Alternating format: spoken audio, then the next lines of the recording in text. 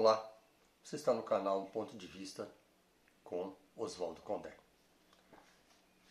Eu vou ler para vocês uma história sufi, um conto de ensinamento sufi, do livro Introdução ao Esotérico, que foi o primeiro livro que nós publicamos em 1987 pela Tote Livraria Editora de nossa propriedade e fundação. A História do Fogo. Era uma vez um homem que, após contemplar longamente as formas e operações da natureza, descobriu o meio de produzir fogo. Este homem chamava-se Nur. Aí temos uma peculiaridade, porque Nur quer dizer luz em árabe. E tendo feito estas descobertas, resolveu viajar pelo mundo ensinando o segredo do fogo a todas as pessoas. Algumas comunidades tiraram vantagens desse conhecimento, outras o consideraram perigoso e a abandonaram sem exame mais profundo da questão. Afinal, Nur fez demonstração de sua descoberta a uma comunidade que reagiu com tanta violência e pânico, convencida de que Nur era um demônio, que o matou. Na primeira comunidade a aprender como acender o fogo, os sacerdotes guardaram o segredo para si e se tornaram influentes e poderosos, embora o povo passasse frio e fome no inverno, sem usufruir do benefício do conhecimento. A segunda comunidade esqueceu a arte do fogo, passando em troca a adorar os instrumentos de produzi-lo. A terceira comunidade passou a adorar uma estátua de Nur, por ter sido quem lhe ensinara o segredo, mas esqueceu como acender o fogo.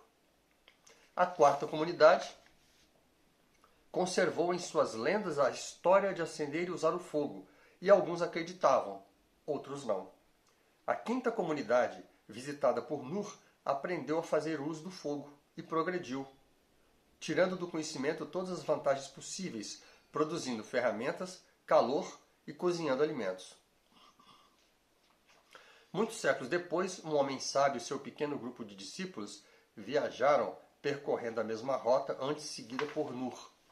Os discípulos assombravam-se diante da variedade de rituais e crenças encontradas e comentaram com o mestre. Todos estes procedimentos se acham relacionados a produzir o fogo e nada mais. Deveríamos ensinar a verdade a estas pessoas. O mestre respondeu: muito bem.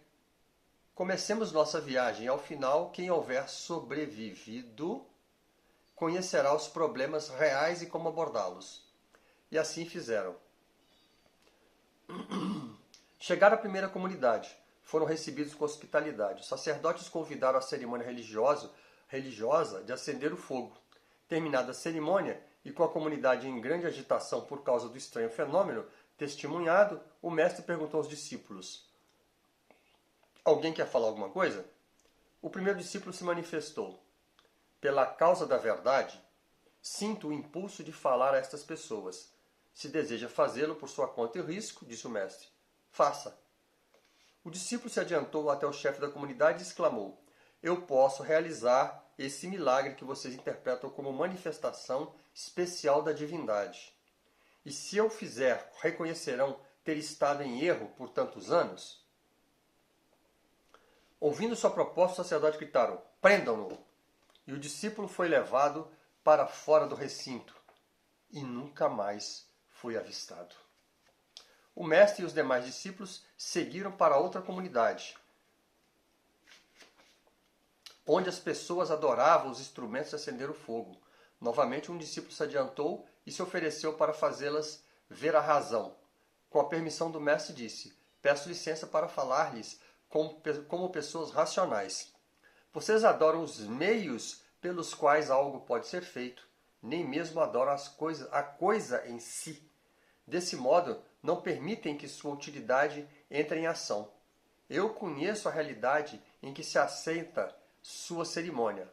Esse grupo era composto de pessoas mais razoáveis e elas disseram: você é bem-vindo em nosso meio como visitante estrangeiro, mas desconhece nossa história e nossos costumes. Não pode entender o que fazemos. E pode estar querendo destruir ou alterar nossa religião. Nós nos negamos a escutá-lo. O mestre e os discípulos seguiram a viagem e na terceira comunidade viram à porta de cada residência uma estátua de Nur, o descobridor do fogo. O terceiro discípulo dirigiu-se aos chefes da comunidade e declarou: esta estátua representa um homem, e o homem simboliza uma capacidade, uma força a ser utilizada. Pode ser, responderam os adoradores de Nur, mas penetrar nesse segredo é para poucas pessoas. O discípulo voltou à carga. É para os poucos que podem compreender, não para quem se recusa a enfrentar os fatos. E esta é uma grande heresia, redarguiram eles, dita por um homem que fala mal a nossa língua e não é sacerdote da nossa religião. E esse discípulo não mais conseguiu ser ouvido.